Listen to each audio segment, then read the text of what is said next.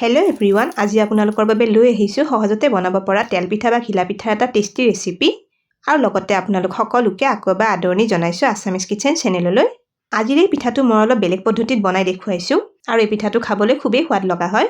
এই পিঠাটো মই অলপ চেনি ব্যৱহাৰ কৰি বনাইছো আৰু আপোনালোকে চেনি ব্যৱহাৰ কৰিব নিবিচাৰিলে এই পিঠাটো নিমখীয়া পিঠা হিচাপেও বনাব পাৰে। এই তেল পিঠাটো বেছি পৰিমাণত বনালে আপোনালোকে কেইবাদিনলৈকো খাই থাকিব পাৰিব। আশা কৰো আপোনালোকে আজিৰ এই ৰেচিপিটো ভাল পাব।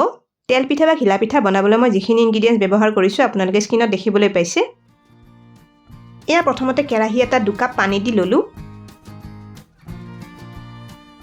পানীখিনিত অকণমান নিমখ দিছো আৰু এয়া চেনি 8-9 চামুচমান দি দিছো। নিমখ আৰু চেনিখিনি পানীৰ লগত ভালদৰে লৰাই এবাৰ মিক্স কৰি লম। ইয়াতে আপোনালোকে মিঠা বেছিকৈ খাবলৈ ভাল পালে চেনিৰ পৰিমাণ অলপ বেছিকৈ দি লবও পাৰে আৰু মিঠা কমকৈ খালে চেনিৰ পৰিমাণ আৰু অলপ কমকৈ দিব পাৰে। 2 মিনিটমান উতলাৰ পিছত চেনিখিনি ভালদৰে গলি মিক্স হৈ পৰিছে। গেছৰ ফ্লেমটো একেবাৰে কমাই লৈছো। এয়া এচামুচ ৰিফাইন তেল পানীখিনিত দি ললো।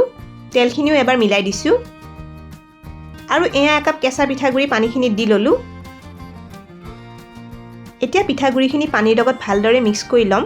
পিঠাগুৰিখিনি একেৰাহে লৰাই মিক্স কৰি থাকিব লাগিব, নহলে পিঠাগুৰিখিনি লাৰু লাৰু হৈ থাকিব পাৰে। ইয়াতে আপোনালোকে যিকোনো ভাত খোৱা চাউলৰ কেঁচা পিঠাগুৰিটো ব্যৱহাৰ কৰিব পাৰে। এতিয়া এইখিনি আটা বা ময়দা মঠাৰ দৰে শুকান হৈ অহালৈ লৰাই থাকিম। এয়া চাওক পিঠাগুৰিৰ মিশ্ৰণটো শুকান হৈ আটা মঠাৰ নিচিনা হৈ পৰিছে। এইখিনি কেৰাহীৰ পৰা এৰ খাই আহিছে। এতিয়া পিঠাগুৰিখিনি থাল এখনত উঠাই লম। এই পিঠাগুৰিৰ মিশ্ৰণখিনি এতিয়া খুব গৰম হৈ আছে।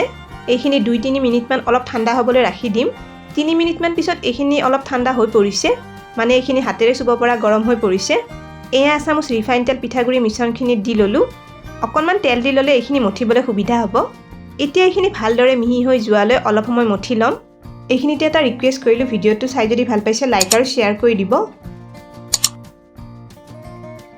আপোনালোকৰ যিসকলে আমাৰ চেনেলটো এতিয়ালৈকে সাবস্ক্ৰাইব কৰা নাই তেওঁলোকক আমাৰ চেনেলটো সাবস্ক্ৰাইব কৰিবলৈ ৰিকুৱেষ্ট কৰিলো আৰু লগতে থকা বেল আইকনটো প্ৰেছ কৰি দিব। এয়া পিঠাগুৰি ডোটো একেবাৰে মিহিকৈ মঠি ললো। এতিয়া অলপ পিঠাগুৰি মিশ্ৰণ হাতেৰে মুঠি মাৰি লাৰু বনাই লম। আপোনালোকে লাৰুটো বনাওঁতে হাতত অলপ ৰিফাইন তেল সানি ল'বও পাৰে। লাৰুটো দুহাতেৰে অলপ ঘূৰাই মিহিকৈ পিঠাকেইটা এদৰে শেপ দি লম। পিঠাটো হাতেৰে অলপ হেঁচি চেপেটা কৰি লৈছো। পিঠাকেইটা বনাওঁতে যাতে অকণমানো ফাট নাথাকে সেইটো চাই ল'ব। এই পিঠাকেইটা বনাওঁতে অলপ সৰুকৈ শেপ দি ল'ব লাগে। এয়া মই কেইটামান পিঠা শেপ দি ললো। এতিয়া পিঠাখিনি ভাজি ল'ম। পিঠাখিনি ভাজিবলৈ কেৰাহী এটাত ৰিফাইন তেল অলপ গৰম হ'বলৈ দিছো। তেলখিনি গৰম হৈ আহিছে। গেছৰ ফ্লেমটো কমাই অলপ তেলখিনি ঠাণ্ডা হ'বলৈ দিম। তেলখিনি অলপ ঠাণ্ডা হোৱাৰ পিছত কেইটামান পিঠা তেলত দি ল'ম। তেলখিনি বেছি গৰমে থাকোঁতে পিঠাকেইটা তেলত দি ল'লে পিঠাকেইটা সোনকালে ৰঙা পৰি যাব পাৰে আৰু পিঠাকেইটা ভাঙি যাবও পাৰে। এতিয়া পিঠাকেইটা এদৰে 3-4 মিনিটমান গেছৰ কম জুইত এটা ফালে ভাজি থাকিব দিম। 3-4 মিনিটমান সময় হৈ গৈছে। এতিয়া পিঠাখিনি আনটো ফালে উলটাই দি ল'ম। একেদৰে পিঠাখিনি আনটো ফালেও 3 মিনিটমান ভাজি থাকিব দিম। এইদৰে পিঠাকেইটা 2-3 মিনিটৰ মূৰে উলটাই অলপ ৰঙচুৱা হোৱালৈ ভাজি ল'ম। পিঠাকেইটা হেতাৰে বেছিকৈ লৰাই থাকিব নালাগে। পিঠাকেইটা মই প্ৰায় 8 মিনিটমান সময় অলপ ৰঙচুৱা হোৱালৈ ভাজি ললো।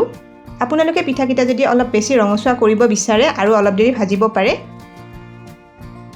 এয়া চাওক পিঠাকেইটা কিমান ধুনীয়াকৈ ফুলি উঠিছে। পিঠাকেইটা তেলৰ পৰা উঠাই লৈছো। গোটেইখিনি পিঠা এইদৰে ভাজি ল'ম। এয়া গোটেইখিনি পিঠা ভাজি ললো। এই পিঠাটো ওপৰটো খুব ধুনীয়া মচমচীয়া টান হয় আৰু ভিতৰটো কোমল হৈ থাকে।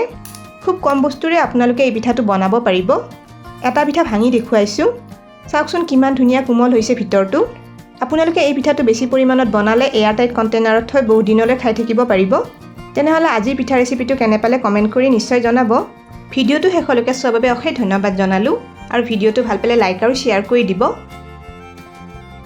স্ক্ৰিনত দেখা পোৱা ৰেচিপিকেইটা চাবলৈ মই ৰিকমেণ্ড কৰিলোঁ। ভিডিঅ'কেইটা চাবলৈ ৰেচিপিটোৰ ফটোখনৰ ওপৰত ক্লিক কৰিলেই হ'ল। তেনেহ'লে আজিলৈ আহিছোঁ। আকৌ লগ পাম আৰু এটা নতুন ৰেচিপি ভিডিঅ'ৰ সৈতে।